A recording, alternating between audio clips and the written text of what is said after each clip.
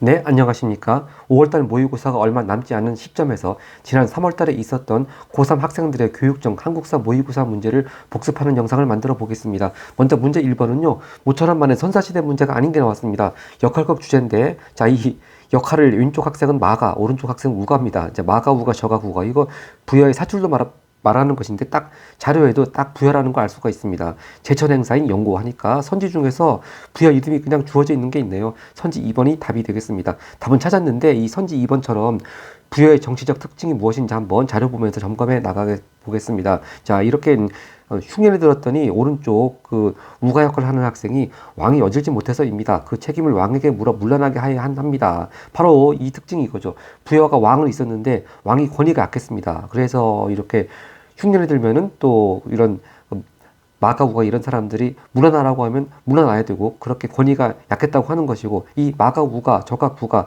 이 동물 이름을 딴 가짜 붙은 사람들 뭐 이런 4명을 통해서 자기 부족을 자기가 다스리게 하는 그래서 사출도라고 하는 것이 있었죠. 그래서 영고, 사출도, 마가우가 저가 이런 것들 다 부여의 특징이 되겠습니다. 답 찾았고 문제 2번으로 갑니다. 자, 가에 들어갈 내용인데 삼국시대 왕을 선택하는 겁니다. 이 왕 즉위하던 원년에 문영왕의 뒤를 이었고요. 자, 문영왕 하면 백제 아니겠습니까? 자, 그리고 근데 문영왕의 뒤를 이은 왕이 혹시 누굴지 아직 모를 수도 있습니다. 계속 보면 금방 알 수 있습니다. 나라 이름을 남부해로 고쳤습니다. 백제를 남부해로 고친 왕 성왕이 되겠죠. 자, 그리고 성왕 때 이렇게 신라와 연합을 해서 고구려 공격해서 일단 한강 하류 위협은 수복했습니다. 그렇지만 신라 측에서 배신을 해가지고 결국 관산성 전투에서 전사하죠. 이때 신라왕은 진흥왕이었습니다. 자, 하여튼 성왕에 대한 걸 찾아보겠습니다. 바로 여기 가에 들어갈 내용이 나라 이름을 남부여로 고치고 지금의 부여에 해당되는 지역이 그때는 사비라고 불렸죠. 그래서 선지 4번 같이 수도를 사비로 옮겼습니다. 네, 그러니까 결국 문해왕 때까지는 즉 성왕이 즉위할 때까지는 웅진 공주 지역이 수도였다가 이렇게 성왕 때 사비 부여 지역으로 옮겼다고 하는 것이고 여기도 알 수 있듯이 이 국호를 남부여로 고쳤다고 했는데 방금 우리가 문제 1번에서 부여 읽어보지 않았겠습니까? 그만큼 백제가 원래 백제 원조가 나라를 세울 때부터 부여를 개성한 의식을 쭉 가지고 있었다. 그런 것을 알 수가 있겠죠. 자, 선지 1번을 보겠습니다. 동북구성 쌌다. 이건 고려 때 윤관 장군이 별무만 만들어서 여진족 몰아내고 동북구성 쌌다고 하는 얘기인데 여기가 이제 요 문제가 왕에 대한 문제니까 굳이 왕을 들자면은 요건 좀 한 등급 심화의 서나 좀 볼법한 문제인데요. 고려 예종 때 동북구성을 쌓았습니다. 또 선지 2번 삼성육부 설치자. 고려는 삼성이 아니고 이성이었죠. 그래서 삼성육부 설치한 나라는 발해라고 할 수가 있겠습니다. 선지 3번 수원화성은 조선 정조고요. 선지 5번 사군 육진 개척은 세종 때였습니다. 그 다음 3번 갑니다. 3번은 사이식일을 묻는 건데요. 오답률이 58.2%를 기록했습니다. 먼저 가를 보겠습니다. 최후가 강화도를 천다고자 최지 무신 정권 중에서 첫 번째 최충원 그 다음 아들이 최후인데 자 강화도로 왜 옮겼습니까? 몽골의 침입에 대비하기 위해서죠. 자 그리고 나를 보겠습니다. 고관들의 개경으로 수도를 옮길 것을 정하고 자 이게 왕건이 나라 세울 때도 아니고요. 바로 이건 뭡니까? 일단 강화도로 천도했다가 몽골하고 이제 강화를 하기로 하고 다시 그 강화도에서 개경으로 환도하는 것입니다. 바로 이때가 1270년이 되겠습니다. 근데 이때 최씨 무신 정권의 사병 집단이었던 삼별조가 반대를 하죠. 그래서 삼별조 저항 그 얘기도 같이 나왔습니다. 자, 결국 정리하자면요.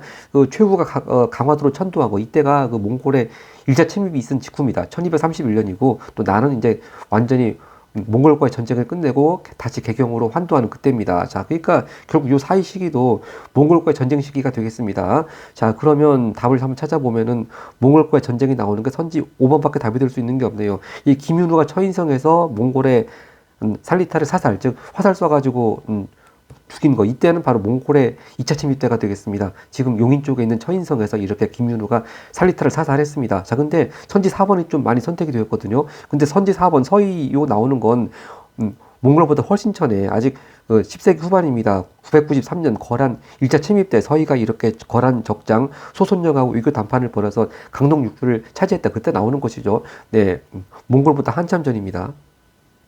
이렇게 항상 고려 대외 관계 그러면 거란, 여진, 몽골 그런 순서로 나가지 않습니까? 네, 그것만 잘 알았더라면 뭐 크게 틀릴 것은 없는 문제였던 것 같은데 오답률이 좀 높게 나왔습니다.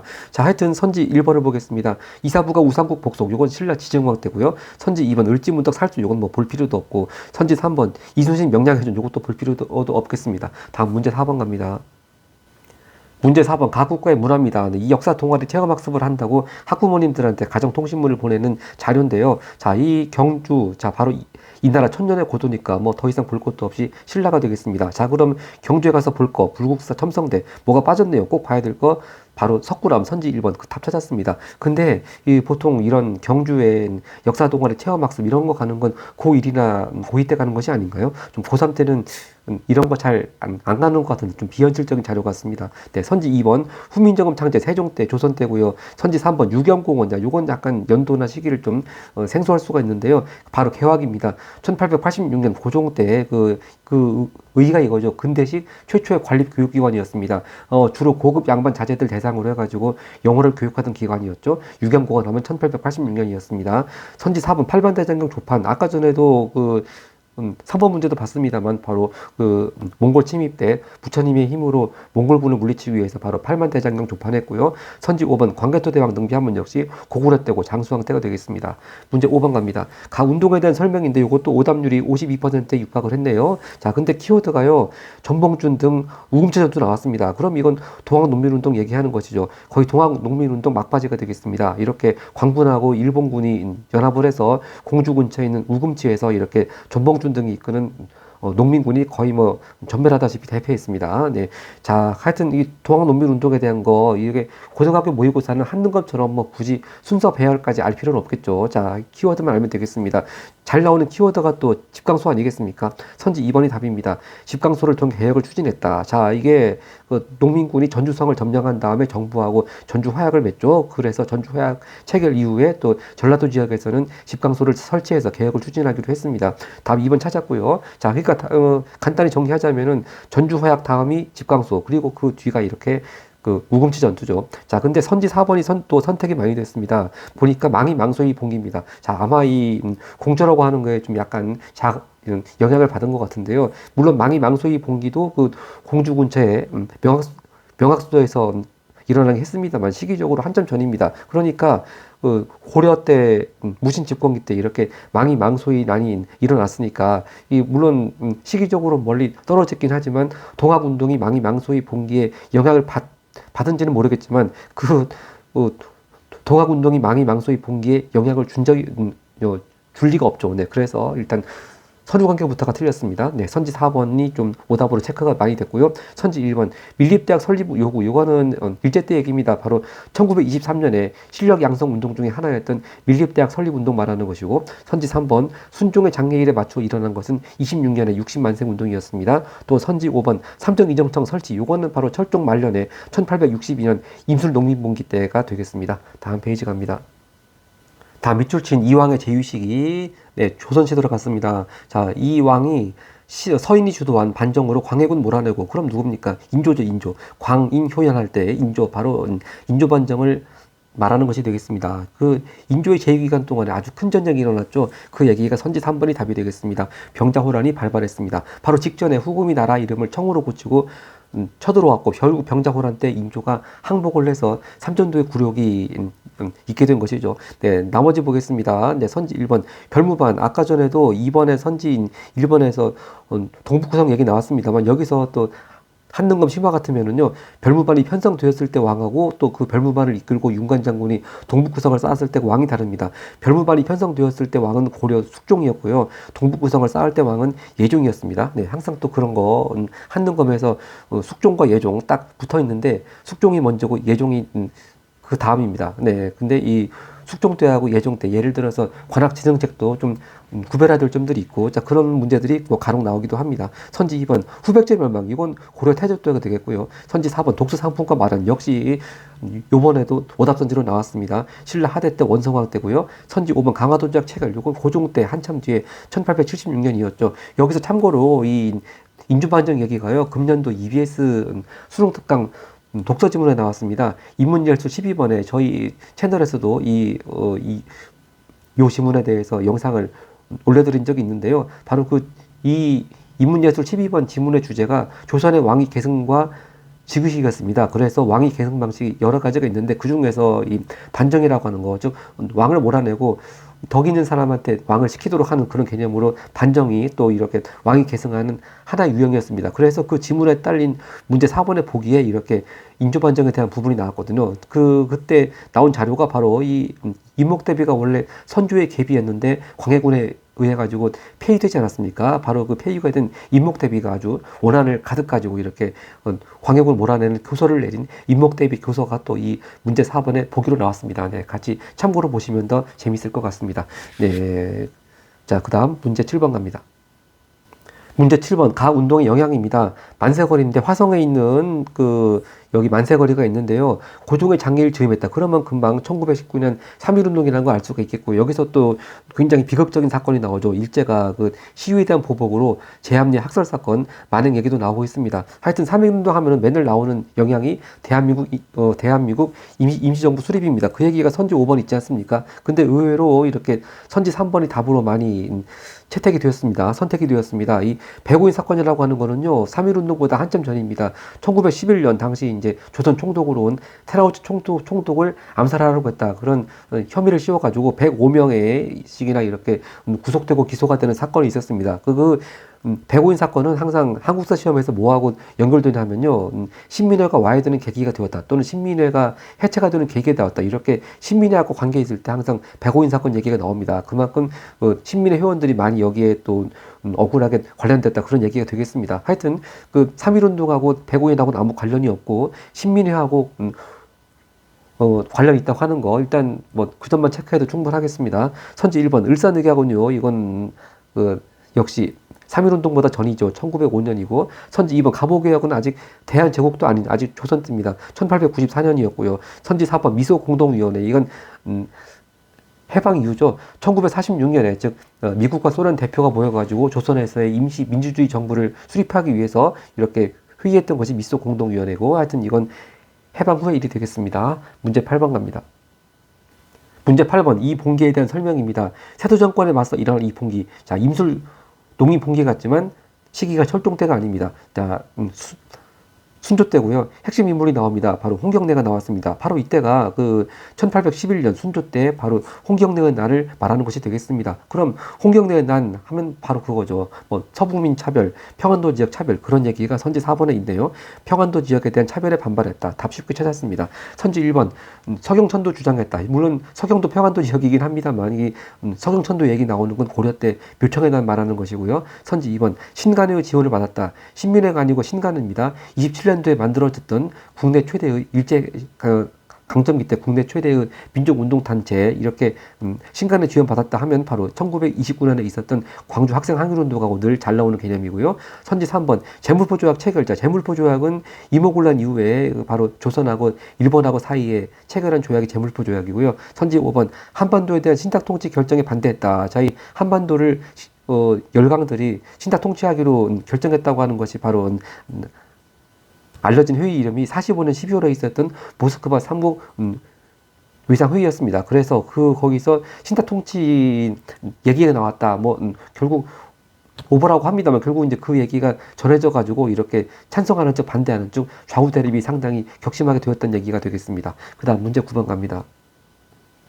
문제 9번 다음 경문이 작성된 당시에 볼 수 있는 모습인데요. 오답률이 69%를 기록했네요. 자, 첫 줄부터 읽어보겠습니다. 1번은 우리 황제를 폐위시켰다. 이게 한일합병을 말하는 걸 수도 있지만 좀 읽어보면 여기서 사실 핵심은 창의대전 이인영이 핵심이거든요. 근데 일단 여기서 폐위라고 하니까 딱 떠올려야 되는 것이 고종의 강제 폐위입니다. 헤이그 밀사 사건 이후에 고종 강제 폐위가 1907년에 있었습니다. 그래서 이 1907년에 또 정미 7조약이 체결되었고 대한제국 군대가 해산되었죠. 바로 그 얘기가 이렇게 쭉 13도 창유군까지 이어지게 되는 것이고, 이 흐름만 알면 답 찾을 수 있는데요. 답은 일단 선지 2번이 답이겠습니다. 의병에 가담한 해산군인. 자, 이렇게 1907년에 고종이 강제로 폐위 또는 강제 퇴위가 되었고, 이렇게 또 그해 정미 7조약 체결되면서 군대 해산이 있었고요. 그래서 해산된 군인들이 의병에 가담한 한 의병들이 정미 의병이 되겠습니다. 자, 그리고 이 정미 의병이 발전해가지고 13도 창의군이 결성이 되었고, 그 창의대장이 이인영이고요. 자, 근데 그리고 이 13도 창의군이 추진했던 것이 서울 진공작전이었죠. 서울 진공작전. 이렇게 정미 의병, 13도 창의군, 서울 진공작전. 이렇게 연결시켜야 되는데, 자, 선지 5번이 정답보다 훨씬 더 많이 답으로 채택이 되었습니다. 아마 이 선지 중에서 1번하고 관련된 게 2번 아니면 5번인데 너무 5번이 익숙해서 그런가요? 그리고 마치 이 자료에 나오는 이인영 이분이 마치 일제강점기 때 부장 독립투쟁 하신 분 같이 혹시 그렇게 오해가 됐어도 그랬을지도 모르겠습니다. 하여튼 이 황국시민서사가 나오는 거는 바로 1930년대 후반 이후에 일제가 한창 전쟁을 광분할 때 그때죠. 네, 분명히 이 아직 대한제국이 살아있을 때인 이 13도 창의군 때하고는 엄연히 훨씬 시대가 훨씬 뒤입니다. 네, 잘 아마 시대 구분을 못했거나 아마 이 창의대장 이인영이 누군지 아마 몰라서 이렇게 오답이 많이 나온 것 같습니다. 선지 1번 주자감 그럼 요건 발해의 최고 교육기관이었죠. 선지 3번 전민변정도감 설치를 명하는 구강 뭐 대표적으로 고려 공민왕이 되겠습니다. 선지 4번 백두산 정계비 바로 조선하고 청나라 사이에 간도의 경계를 정하는 비석을 백두산에 세운 것이 백두산 정계비죠. 자, 이건 조선 숙종 때가 되겠습니다. 그 다음 문제 10번 갑니다. 10번 가정부가 추진한 정책입니다. 환구단 배지가 나와 있고요. 자, 고종이 하늘에 제사를 지내고 자, 가에 황제를 주기. 바로 가가 뭐겠습니까? 대한제국이 되겠죠. 그리고 참고로 바로 이 직전에 9번에도 이렇게 고종이 황제로 아주 즉위했는데 바로 이렇게 9번 문제 같이 또 폐위되는 얘기까지 또 바로 앞돌려 이어지게 되네요. 하여튼 결국 대한제국 정부가 추진한 정책 찾아보겠습니다. 제일 잘 나오는 것이 바로 선지 3번 같이 대한국 국제입니다. 자, 대한제국이 1897년에 선포가 되었고 그 후 2년 후에 1899년에 대한국 국제가 제정됐는데 이 대한국 국제가 뭐 일종의 헌법 같은 거긴 합니다. 한마디로 요지를 말하자면 대한제국은 황제가 뭐 입법, 사법, 행정, 뭐 군대까지 모든 권한을 다 가지고 있는 절대적인 전제국의 국가다. 그런 걸 강조하는 것이 대한국 국제가 되겠습니다. 그리고 또 하나 잘 나오는 키워드가 또 그때 고종의 연호가 광무였기 때문에 그 대한제국이 추진한 정책에서 광무개혁이라는 말도 잘 나오고 또 지계의 밝음 뭐 그런 것들이 잘 나오죠. 자, 선지 1번을 보겠습니다. 노비안건법은 고려 광종의 정책이었고요. 선지 2번 군국기무처 이거는 일제 갑오개혁 때 개혁정책을 총괄한 바로 정부기구가 군국기무처죠. 일제 갑오개혁 때. 선지 3번, 4번 삼천교육대 운영 요건 전두환 정부 초기 때 일이고요. 선지 5번 산미증식계획 추진 요건 일제강점기 때 1920년부터 이제 일본에서 쌀값이 폭등하니까 조선에서 많이 쌀을 증산해가지고 일본으로 가져가기 위해서 추진한 정책이 산미증식 계획이었습니다. 대한제국과는 관계가 없죠. 다음 페이지 갑니다. 네, 11번 가 사건의 배경입니다. 외교장각 의거실 공개자. 외교장각은 어디 있었습니까? 강화도 있던 것이죠. 자, 그리고 핵심적인 키워드가 나옵니다. 바로 이 사건 때 프랑스 군대에 의해서 무단 발출되었습니다. 바로 프랑스 얘기 나오니까 병인 양요가 되겠네요. 1866년 병인 양요 배경 찾아보면 말 그대로 또 병인자가 나와 있네요. 네, 선지 1번 병인 박해가 일어났다. 즉 아직 흥선대원군이 이렇게 집권하고 있을 때 천주교도들에 대한 대대적인 박해 사건이 있었습니다. 병인 박해. 그 병인 박해 때 또 프랑스인 천주교 신부들이 처형당했으니까 거기에 대한 보복으로 프랑스군이 이렇게 강화에 쳐들어온 사건이 병인 양요고요. 이때 이 기회에 프랑스 군대가 바로 외교장각에 있던 왕실 행사를 이렇게 그림과 글로 기록한 왕실 외교장각 의궤를 많이 가져갔었습니다. 네, 선지 2번을 보겠습니다. 자, 단발령, 머리 깎으라고 하는 거 바로 1895년 을미개혁되고요. 선지 3번, 조선 책략이 유포되었다. 요건 또, 스토리 흐름이 있죠. 기봉집이 일본에 수신사로 가서 조선 책략을 가지고 왔습니다. 그 책의 주요 내용은 러시아를 견제하기 위해서 미국과 수교하라 그런 내용인데 아주 대대적으로 유생들의 반발이 일어났습니다. 그래서 대대적으로 유생들이 반발한 사건이 1881년에 있었던 영남 만인소였고요. 그럼에도 불구하고 그 다음에 82년도에 조선이 미국하고 조미 수호 통상조약을 체결하게 되는 그런 스토리로 가는 것이고요. 선지 4번 이자감이 나를 일으켰다. 이건 한참 전에 고려 때죠. 바로 문벌 귀족사회 동요 그렇게 해서 나오는 게 바로 묘청에 난 그 앞에가 1126년에 있었던 위척 이자감이 난이 되겠습니다. 다음 선지 5번 친명 배금 정책 바로 이거죠. 임진왜란 때 조선을 도와준 명나라에 대한 요리를 잊으면 안 된다. 그러면서 여진족이 세운 후금 배척하자. 바로 친명 배금 정책. 아까 방금 전에 6번에 인조반정을 통해서 서인이 집권해가지고 바로 서인 정권이 추진한 정책이었습니다. 그러다 보니까 바로 후금이나 청나라와 계속 마찰을 빚게 되고 정묘호란, 병자호란으로 이어지게 되는 것이죠. 그 다음 12번 가겠습니다.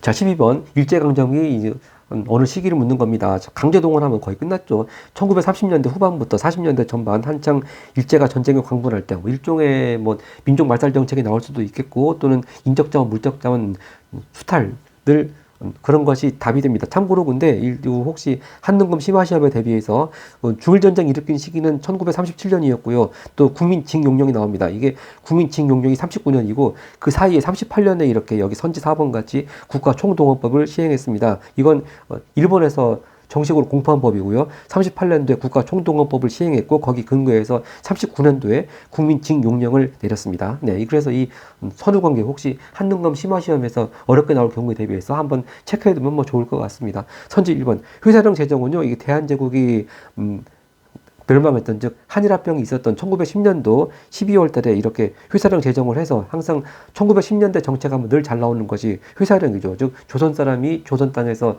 회사 설립하려고 할 때는 총독부에 허가받아야 된다는 거. 또 선지 2번 당백전 얘기 나오는 건 아직 흥선대원군이 집권하고 있을 때 경복궁 중건 때 나온 얘기였고요. 선지 3번 광무개혁 아까 전에도 문제 10번에서 바로 대한제국에서 봤을 때 제가 말씀드렸습니다. 고종의 연호가 광무였기 때문에 그때 그 정부가 추진했던 근대화 정책을 가리켜서 광무개혁이라고 한다고 했고요. 선지 5번 4.4.5.6 개헌 이건 바로 이승만 대통령이 장기 집권을 추진하는 몇 가지 사건 중에 하나입니다. 특히 1954년에 이 4.4.5.6 개헌이라고 하는 게 원래는 개헌 정족수가 통과가 안 됐는데 억지로 이렇게 4.4.5.2 즉 반올림 이론을 몰아붙여가지고 결국 개헌 통과됐다고 해서 억지로 통과시킨 사건이 4.4.5.6 개헌입니다. 자, 그럼 그렇게 억지로 통과시킨 개헌 내용이 뭐냐? 바로 이승만 대통령처럼 초대 대통령에 한해서 종신토록 계속 영구적으로 그러니까 대통령이 출마할 수 있도록 그렇게 헌법을 개정하는 것이 4.4.5.6 개헌을 말하는 것이고 그 시기는 6.25 전쟁이 끝난 후입니다. 1954년입니다. 그 다음 13번 갑니다. 13번 각 운동에 대한 설명인데요. 대구 지역이 나왔고요. 항상 이 똑같은 액수 나옵니다. 나랏빛 1,300만 원 갑자 바로 1907년에 있었던 국채보상 운동이 되겠습니다. 자, 그럼 국채보상 운동하면 늘 나오는 신문 이름이 있죠. 선지 3번 같이 대한매일신보 등 언론의 지원을 받았다. 늘 나오는 컨셉 답 찾았습니다. 선지 1번 호원철폐 주장했다. 호원철폐 구호 나오는 건 이건 87년 전두환 정부 말기에 6월 민주항쟁 말하자고 말하는 것이죠. 당시에 아주 대통령 직선제 개헌 요구가 높았었는데 그 개헌 요구를 받아들이지 않고 그 당시 헌법 그대로 즉 간접으로 대통령을 뽑는 헌법 그대로 차기 대통령을 뽑자 그런 정부의 호원 정책에 맞서서 호원 철폐 이 구호가 나오는 것이 바로 87년 6월 민주항쟁 때가 되겠습니다. 또 선지 2번 치안유지법 이거는 일제강점기 때입니다. 그래서 일단 치안유지법은 이것이 공포가 된 시기부터 먼저 정확히 아는 게 중요합니다. 1925년부터 이렇게 치안유지법이 쭉 시행됐고요. 그래서 치안유지법에 의해서 탄압받은 사건이 뭐 그런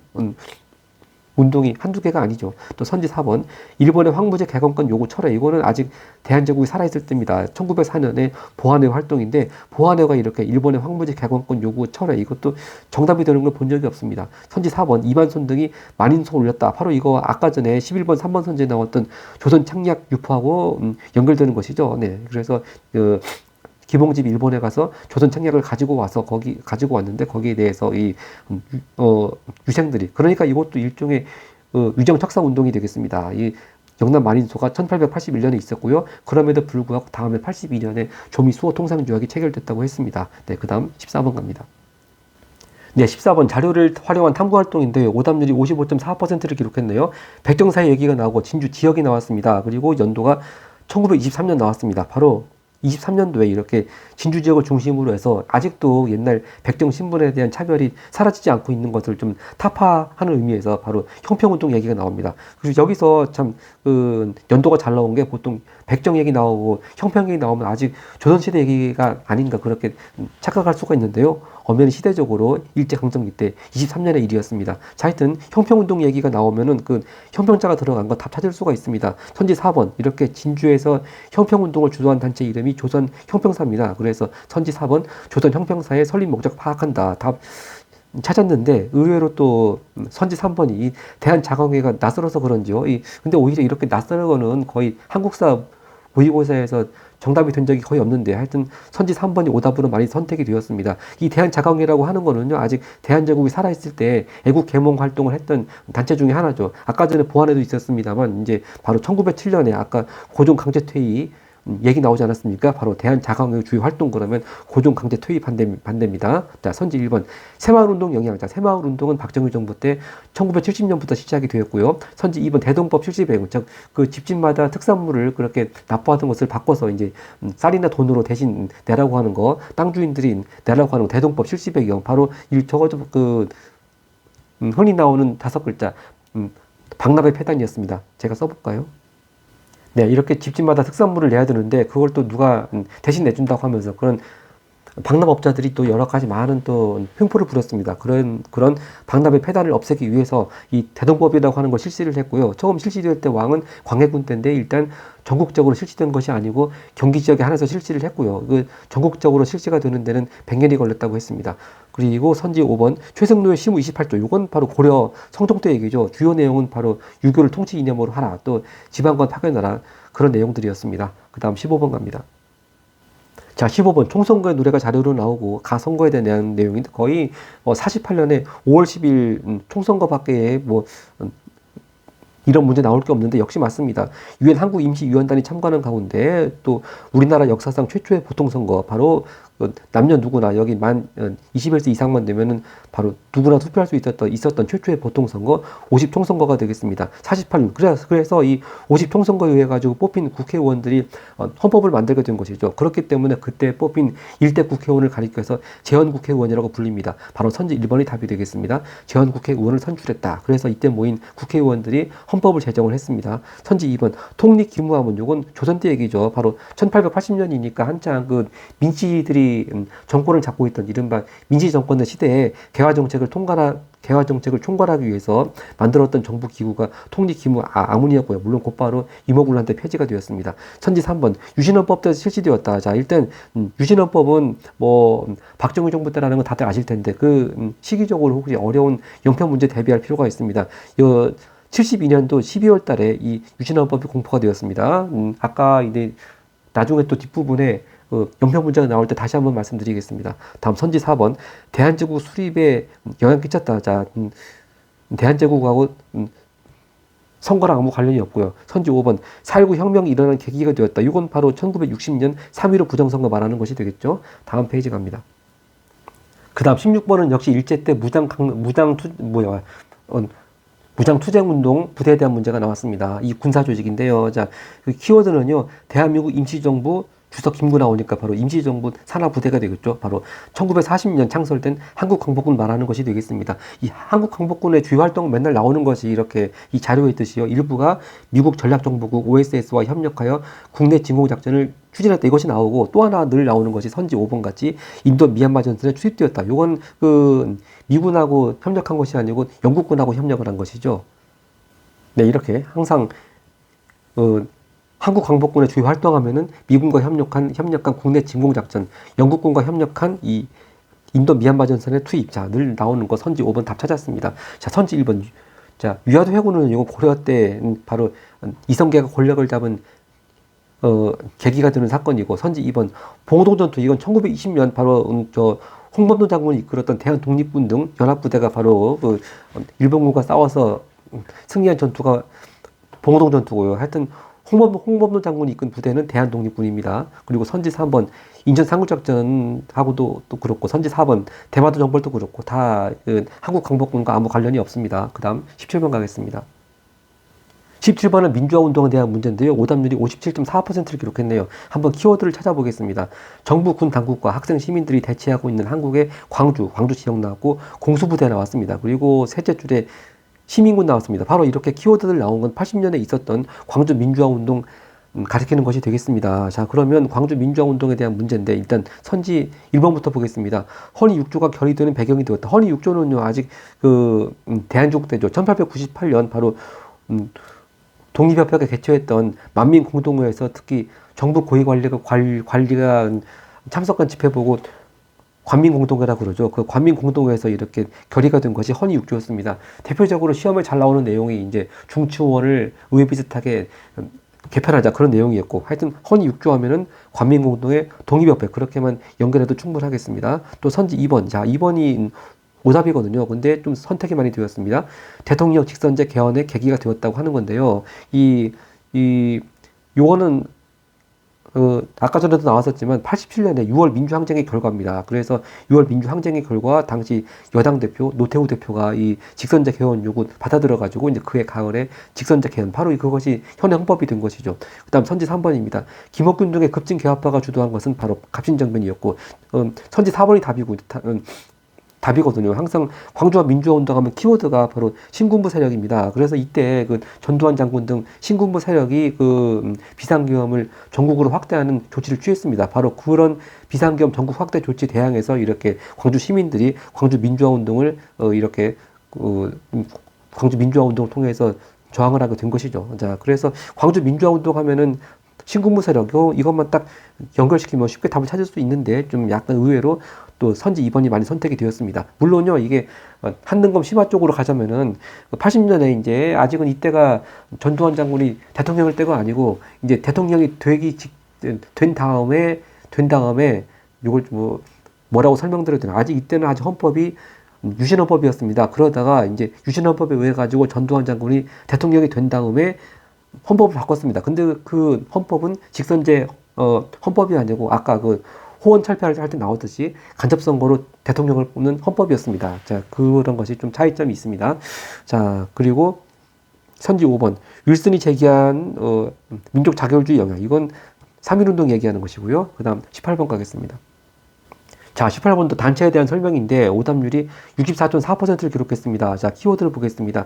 암살, 방화 등 행동을 했다. 또 비밀단체다. 특히 핵심 인물이 나오죠. 단장은 김원봉이다. 그럼 의열단이 되겠습니다. 의열단. 자, 그럼 의열단 하면 늘 잘 나오는 짝이 드는 키워드 선지가 이렇게 선지 5번이거든요. 바로 의열단의 활동 지침 이름 조선 혁명선언이었습니다. 이걸 쓴 분은 바로 역사학자 신재호 선생인데 항상 의열단하고 구별해야 될 단체가 또 김구 선생이 조직한 한인애국단이죠. 그래서 역시 선지 3번이 선지 5번보다 더 많이 선택이 된 것 같습니다. 이렇게 김구 선생이 조직한 한인애국단의 단원으로는 여기 윤복일 의사가 있었고요. 즉 상하이 홍쿠공원 의거, 그다음에 또 도쿄에서 의거를 일으켰던 이봉창 의사가 있었습니다. 자, 근데 여기 딱 김원봉 나오면 의열단 하면은 조선 혁명선언 이렇게 딱 연결시키면은 굳이 틀릴 이유가 없을 것인데 하여튼 뭐 혹시 틀리신 분들은 이번 문제를 계기로 해서 의열단과 한인애국단 잘만 구별하면 뭐 더는 틀릴 일이 없겠습니다. 그 다음 19번 가겠습니다.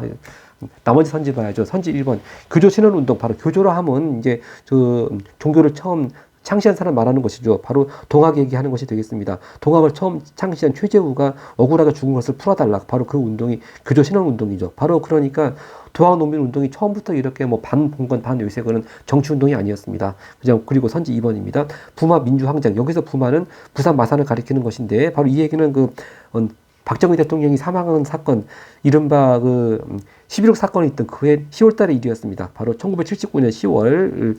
바로 그럼 부마 민주항쟁에 참여, 그러면 주로 당시에 야당 총재였던 김영삼 총재가 활동하고 있던 야당 등이 있을 것이고, 하여튼 일제강점기 때 의열단하고는 아무 관련이 없고, 다만 기왕 부마 민주항쟁이 나온 김에 이건 박정희 대통령이 사망한 사건인 11.6이 있던 바로 그해 79년 10월에 있던 민주항쟁이다. 이것만 구별하면 되겠습니다. 선지 4번 오산학교 대성학교 설립은 이건 아까 전에 7번에 3번 선지에 백오인 사건으로 와 얘기도 나왔습니다만 바로 신민회 회원들이 특히 오산학교는 이승훈 선생, 대성학교는 안창호 선생이 이렇게 신민회 교육활동으로 설립했던 학교들이었습니다. 그 다음 19번 갑니다. 네, 19번도에 오답률이 지금 71.3%를 기록했습니다. 지금 마지막 페이지 가서 상당히 오답률 높은 문제들이 많이 지금 배치가 된 것 같은데요. 자, 헌법 개정에 대한 역사를 가지고 지금 연표를 찾는 건지 한번 차근차근 뜯어보겠습니다. 이 헌법에서 대통령 뽑는 방식이 대통령은 일체에 한해서 중임할 수 있습니다. 이게 완전히 미국식하고 똑같죠. 바로 이게 미국식 4년 중임제를 말하는 겁니다. 자, 여기 임기가 4년 얘기는 안 나와 있습니다만, 자, 이 박정희 정부가 처음 출범할 때는요, 1963년에 처음 대통령이 될 때는 그때 개정된 헌법은 지금 미국식의 4년 중임제였습니다. 근데 이제 여기 보면은 대통령과 민주공화당, 여기도 박정희 대통령 때 여당 이름을 민주공화당이었다고 하는 거, 이걸 알고 있어도 많이 도움이 되겠죠. 근데 하여튼 이와 같은 삼선 금지 규정을 뜯어고치려고 하는 것, 바로 이것이 그 유명한 삼선개헌이지 않겠습니까? 이때가 바로 1969년이 되겠습니다. 삼선개헌. 자, 근데 삼선이라고 해서 대통령 임기 횟수가 바뀌는 거 아니고 여전히 4년인데 다만 그 전까지는 2번까지밖에 못했는데 3번도 할 수 있도록 바로 그런 개헌을 한 것이 삼성 개헌입니다. 이건 유신헌법하고 다릅니다. 그래서 이 삼성 개헌 연도가 69년인데요. 최소한 그 박정희 대통령 때라는 것만 알고 있어도 다구간을 답으로 고를 수가 있습니다. 근데 아마 이 헌법의 내용이 박정희 정부 때 처음 헌법이라는 걸 아마 몰라서 그랬는지 아까 전에도 제가 부마항쟁 때 말씀드렸습니다만 11.6 사태는 박정희 대통령이 사망한 사건이고 바로 그 이후에 이제 라구간이 쭉 거의 뭐 라구간 대부분이 전두환 정부 때지 않겠습니까? 아까 전에 계속 나왔지만 6월 민주항쟁은 87년의 일이고요. 그래서 선지 4번이 또 많이 정답으로 선택이 되었던 것 같습니다. 자, 하여튼 박정희 정부에 처음 이제 박정희 장군이 권력을 잡기 시작한 정변이 5.16 군사정변 61년도였고요. 여기는 안 나와 있지만 63년도에 그렇게 처음 대통령으로 취임을 했고, 그리고 그 중간에 제가 여기 썼습니다. 이렇게 삼성 개헌을 거쳐서 아예 종신토록 출마할 수 있도록 헌법 바꾼 바로 유신헌법이 공포가 된 건 72년 12월입니다. 그리고 쭉 이제 72년 12월부터는 이른바 유신헌법 시대가 됐고, 이렇게 11.6 사태 때 79년도에 박정희 대통령이 사망하고 그렇게 이어지게 되겠습니다. 자, 맨 끝에요. 1차 남북 정상회담은 바로 김대중 정부죠. 2000년이었습니다. 자, 마지막 문제 갑니다. 마지막 문제는 통일 노력에 대한 문제인데요. 바로 키워드는 맨 끝에 있습니다. 바로 남북한 유엔 동시가입 하면 바로 1991년 노태우 정부 때가 되겠습니다. 이 91년 노태우 정부 때 이렇게 통일 노력으로 늘 잘 나오는 것이 남북한 유엔 동시가입이 하나이고, 또 하나가 선지 3번 같이 남북 기본 합의서 채택입니다. 답 찾았습니다. 선지 1번 원수부 설치되었다. 이것도 대한제국 얘기가 또 나왔네요. 역시 대한제국은 황제가 역시 군대를 다 모두 절대적으로 통솔하는 그런 개념으로 원수부가 설치가 됐고요. 선지 2번 연통제와 교통국, 즉 대한민국 임시정부가 중국에서 국내와 연락을 취하기 위해서 운영했던 것이 연통제와 교통국이고, 선지 4번 금강산 관광사업 시작되었다. 이것도 아까 1차 남북 정상회담 김대중 정부 얘기 나왔습니다만 역시 김대중 정부 때의 또 통일 노력입니다. 근데 여기서 또 한능검 심화에 대비해서 유의할 점이요. 처음 금강산 관광을 갈 때는 땅으로 간 것이 아니죠. 바닷길로 갔습니다. 98년 11월에 그 강원도 동해항에서 배가 출발했거든요. 그래서 제가 참고로 쓰자면은 이렇게 해로, 즉 김대중 정부 때 최초의 금강산 관광 사업이 시작이 될 때는 바닷길로만 갔습니다. 그러다가 노무현 정부 들어와서 이제 다시가 아니고 육로로도 갈 수가 있게 된 것이고, 선지 5번 한미 상호 방위 조약이 체결된 거는 6.25 전쟁이 끝나던 그 해 53년 12월 달에, 그러니까 이승만 정부 때가 되겠죠. 자, 이렇게 해서 고3 3월달 한국사 모의고사 모두 복습 마쳤습니다. 감사합니다.